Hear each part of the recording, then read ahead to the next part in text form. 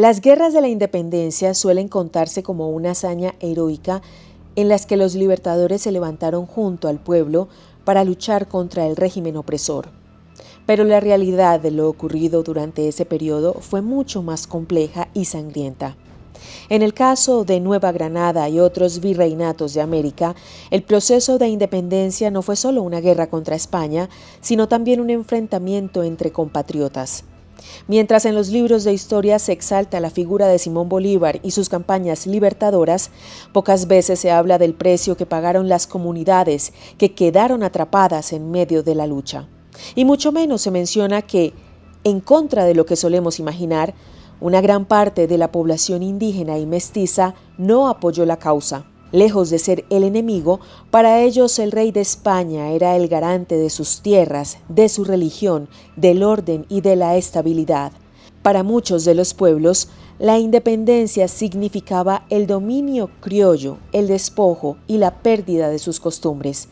En ese escenario fue que surgió un nombre que la historia oficial prefirió silenciar: Agustín Agualongo, un mestizo de la ciudad de Pasto que llegó a ser coronel del ejército realista y que con un batallón de campesinos leales a la corona desafió al mismísimo Bolívar.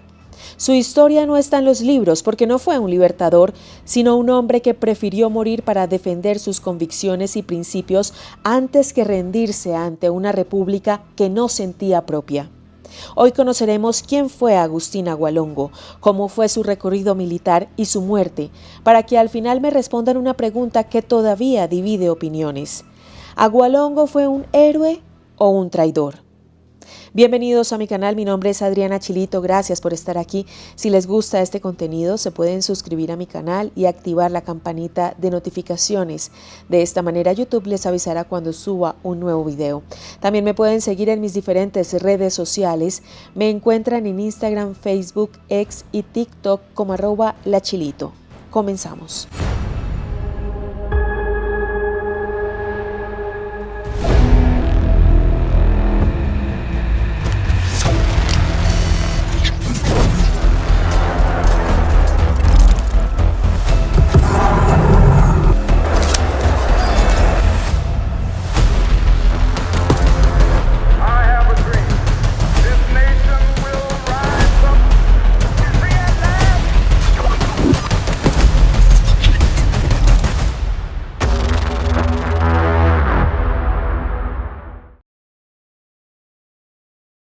Contexto histórico-social. A comienzos del siglo XIX, la monarquía española atravesaba una de sus mayores crisis políticas. En 1808, las tropas de Napoleón Bonaparte invadieron España, forzando la abdicación del rey Fernando VII y colocando en su lugar a José Bonaparte, el hermano del emperador francés. Este acontecimiento no solo alteró el orden en la propia España, sino que sus consecuencias también se hicieron sentir en el territorio americano, que durante siglos había estado bajo el dominio del país europeo. El vacío que quedó en el poder se propagó hasta los virreinatos e instaló un profundo dilema. En la Nueva Granada, que comprendía gran parte del actual territorio colombiano, comenzaron a replantearse si tenía sentido seguir jurando fidelidad a una monarquía en decadencia, o si por el contrario era el momento oportuno para crear una república autónoma y así dejar de depender de la corona de una vez por todas. Hoy en día sabemos que ese debate dio origen a los primeros movimientos independentistas en importantes ciudades de los virreinatos, por los cuales comenzaron a formarse gobiernos criollos que buscaban romper el vínculo con España. Sin embargo, no todas las ciudades compartían esos ideales y no todos los habitantes de Nueva Granada querían participar de la revolución contra la monarquía. Una de las ciudades que manifestó su desacuerdo fue San Juan de Pasto, ubicada en el sur de la actual Colombia, en una región montañosa y aislada por sus condiciones geográficas.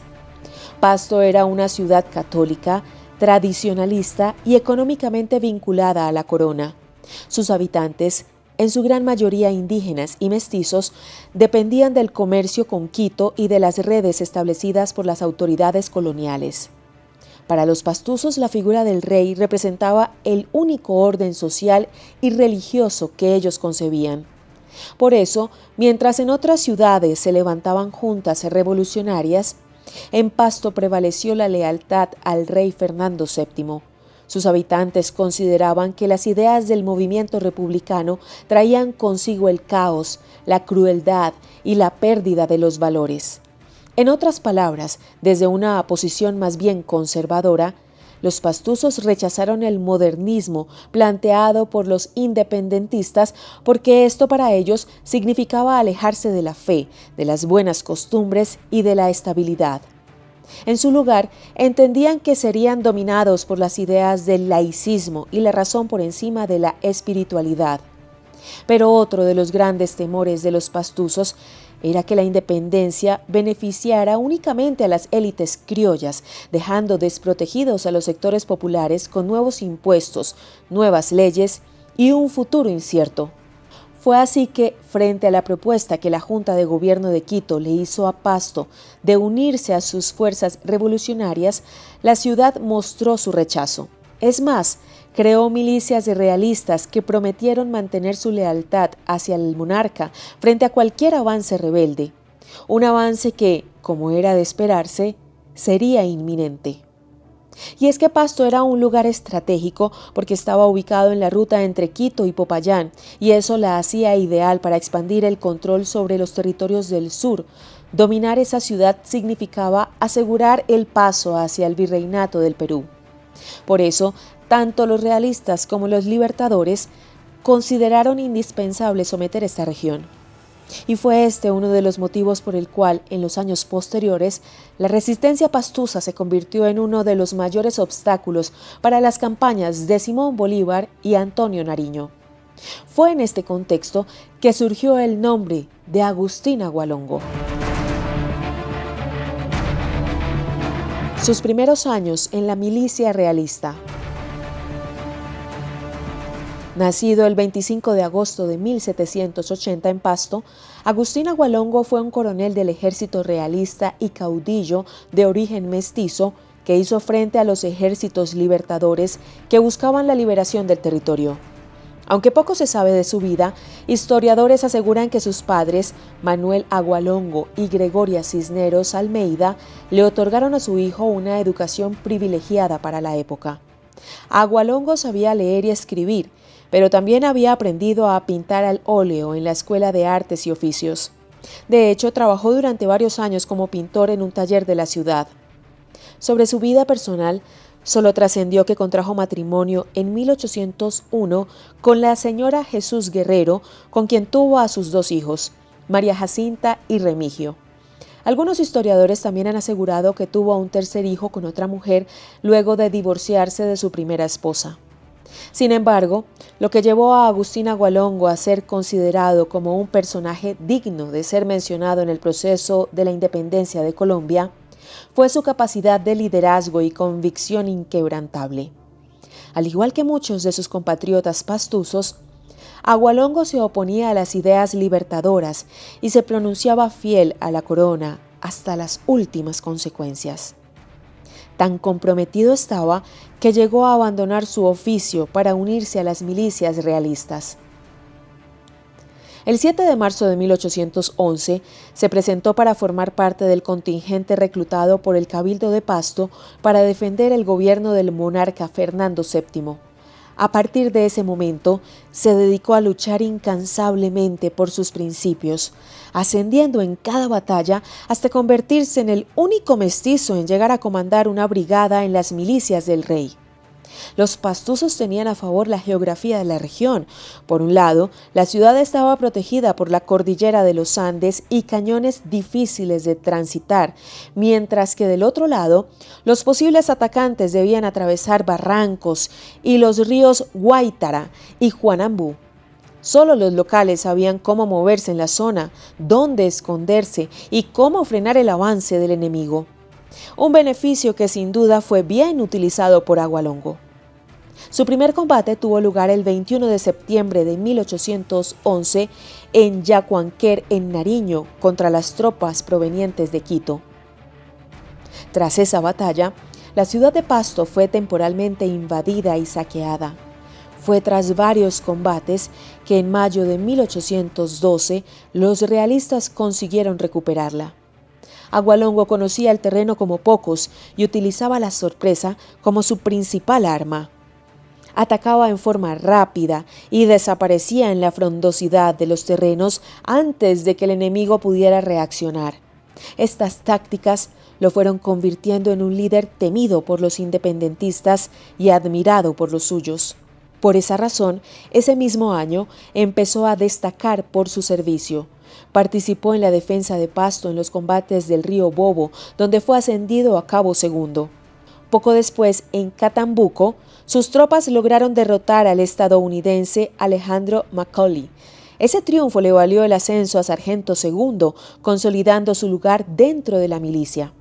En 1813, ya como miembro de la Segunda Compañía de Milicias de Pasto, formó parte de expediciones hacia el Valle del Cauca que tenían como objetivo contener el avance revolucionario y reafirmar la presencia realista en la región. Pero fue en 1814 cuando su valentía se destacó notablemente.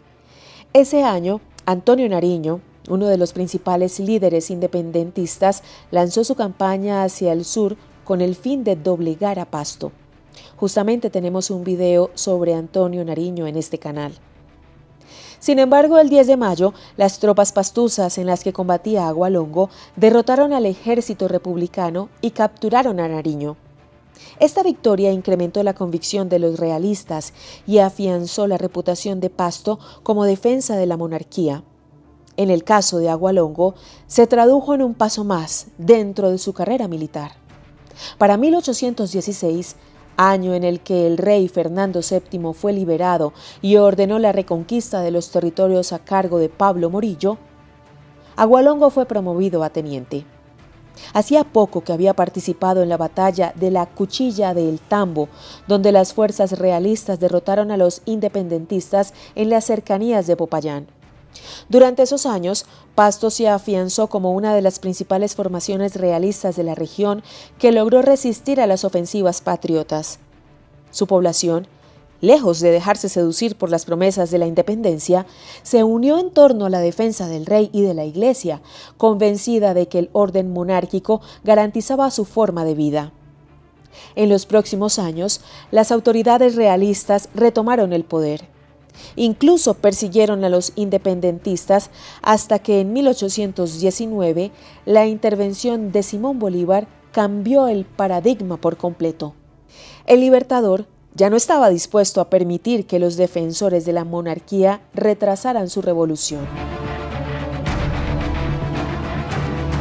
La pesadilla de Bolívar. El 7 de agosto de 1819, las tropas de Simón Bolívar derrotaron a los realistas en la batalla de Boyacá, sellando así la independencia de la República de Colombia. Todo parecía indicar que la causa del rey Fernando VII estaba llegando a su fin.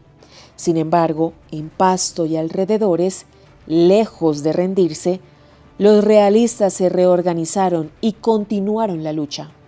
A partir de ese momento, el nombre de Agualongo empezó a resonar aún con más fuerza. Con algunos recursos que aún conservaban y el apoyo de sus vecinos, los patianos, las fuerzas de Pasto, bajo el mando del general Sebastián de la Calzada y luego del coronel Basilio García, combatieron una y otra vez contra las tropas republicanas. Los patianos eran un conjunto de comunidades, tanto indígenas como afrodescendientes del sur de Colombia, específicamente de la región del Valle del Río Patía, conocido por su resistencia y oposición a la independencia de la Gran Colombia y su alianza con las fuerzas realistas españolas durante las guerras de independencia.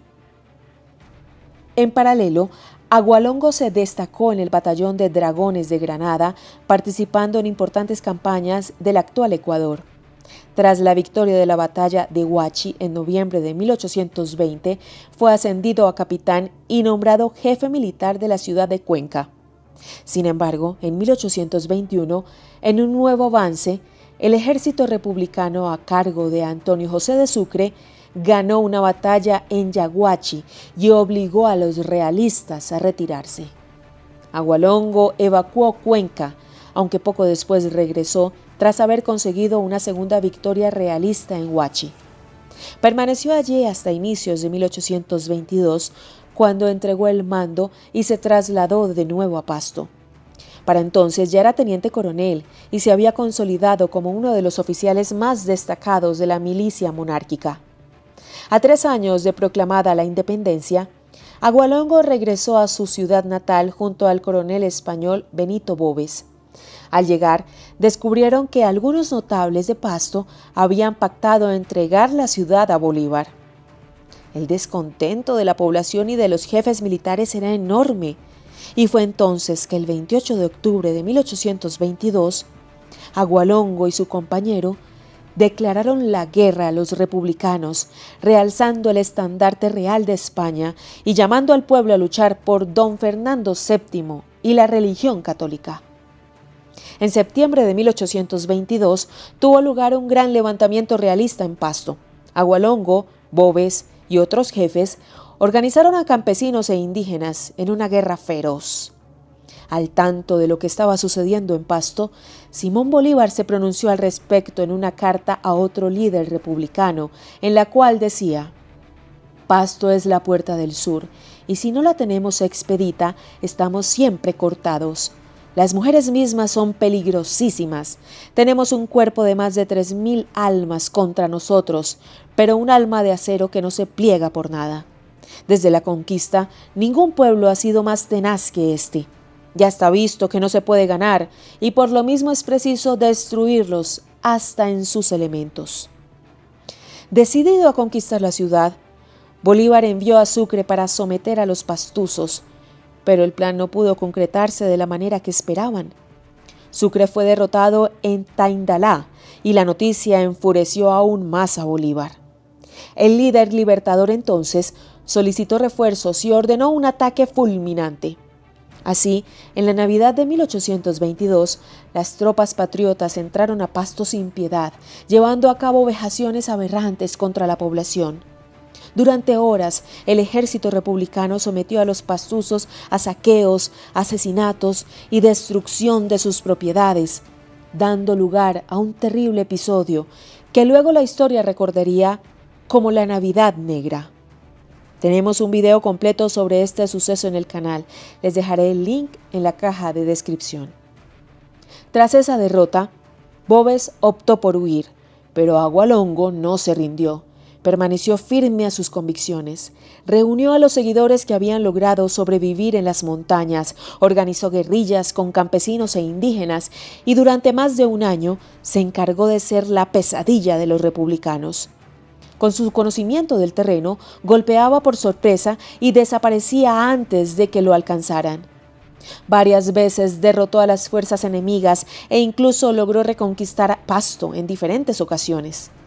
La situación era tan desesperante para los republicanos que Bolívar se vio obligado a intervenir personalmente. En julio de 1823, al frente de su ejército, enfrentó a Agualongo en la batalla de Ibarra.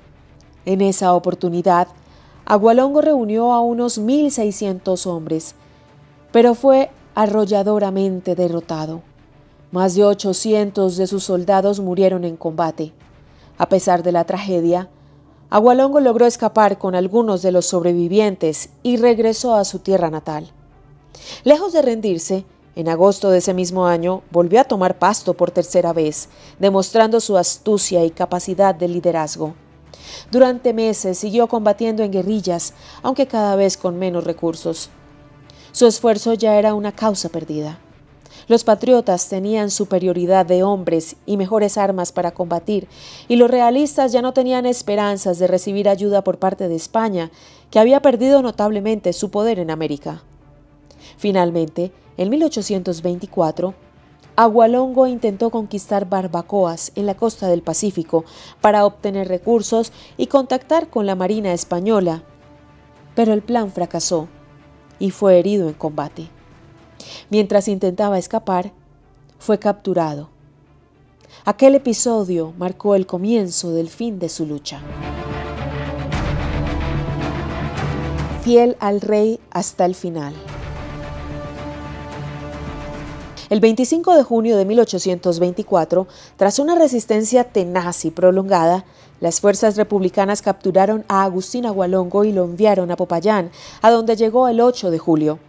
Allí se le sometió a un juicio breve y polémico, ya que fue tratado como un traidor a la patria bajo las leyes de la naciente República de Colombia, aunque él jamás se había reconocido como ciudadano de ese estado. Desde siempre, su lealtad se había mantenido firme hacia el rey Fernando VII y la monarquía española. Algunas fuentes aseguran que se le ofreció salvar su vida si juraba fidelidad al nuevo gobierno. Sin lugar a la reflexión, Agualongo negó rotundamente la propuesta y entonces se decidió que fuera fusilado por conspiración. En el día de su ejecución, el 13 de julio de 1824, pidió que lo dejaran vestir su uniforme de coronel, lo cual le fue concedido. También exigió que no le vendaran los ojos porque quería mirar a la muerte de frente. Ante el pelotón, pronunció unas palabras que dejaron una huella profunda en la historia de Pasto. Si tuviese 20 vidas, estaría dispuesto a inmolarlas por la religión católica y por el rey de España. Y antes de recibir el disparo que pondría fin a su vida, lanzó un grito que resumió toda su existencia y sus hazañas. ¡Viva el rey! Así lo dijo Agualongo, segundos antes de morir a los 43 años de edad. Sus restos fueron llevados a la iglesia de San Francisco de Popayán por los padres franciscanos, quienes le dieron sepultura. Allí permaneció por más de un siglo y medio, hasta que en 1983 fueron identificados por el investigador Emiliano Díaz del Castillo. Ese mismo año, los restos de Agualongo regresaron a su tierra natal, en un acto simbólico que buscaba reivindicar la memoria del coronel en la ciudad que lo había visto nacer y luchar.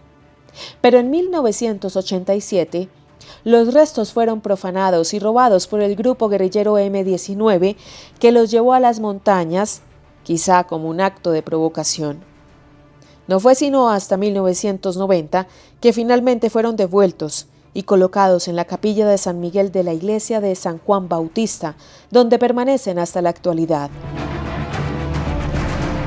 Cierre. La historia de Agustín Agualongo y del pueblo de Pasto no puede comprenderse sin pensar en el modo en que fueron retratados por sus adversarios. Durante años, Simón Bolívar y otros líderes independentistas se encargaron de difamar a los pastuzos, calificándolos de ignorantes, fanáticos y atrasados, porque se negaron a sumarse a la causa republicana. En sus palabras, Pasto era un obstáculo para la libertad que debía ser eliminado a cualquier precio. La fidelidad de los pastuzos hacia la monarquía española respondía a una cultura con un fuerte arraigo por la religión, las tradiciones y un estilo de vida que no estaban dispuestos a cambiar. Defender al rey y a la iglesia no era para ellos un acto de sumisión, sino una manera de preservar el orden y los valores que daban sentido a su vida cotidiana. En ese contexto, surge la pregunta: ¿puede Agustín Agualongo ser considerado un traidor? Esta etiqueta suele aplicarse a quien abandona una causa que alguna vez abrazó. Pero Agualongo jamás formó parte del movimiento independentista, sino que lo rechazó desde un principio. ¿Podría ser considerado entonces un hombre que se mantuvo fiel a sus principios, aunque estos fueran en contra de las creencias de los libertadores? Lo que da lugar a otra pregunta: ¿era válido arrasar poblaciones enteras, como ocurrió en Pasto, para alcanzar los ideales de independencia? La Navidad Negra de 1822, en la que Bolívar y sus tropas arrasaron con las vidas de más de 500 personas en una ciudad que se resistía, planteó un dilema moral que aún hoy en día genera opiniones enfrentadas. Aunque su nombre no esté plasmado en los libros de historia, el legado de Agualongo y de los pastuzos es fundamental para comprender que la independencia no fue un proceso lineal ni unánimemente aceptado, sino una lucha de proyectos en la que cada bando defendía lo que consideraba justo. Bolívar venció y escribió la historia, pero la voz de quienes resistieron, como Agua Longo, todavía resuena. Quizás la verdadera enseñanza sea que la historia no puede leerse desde una única perspectiva.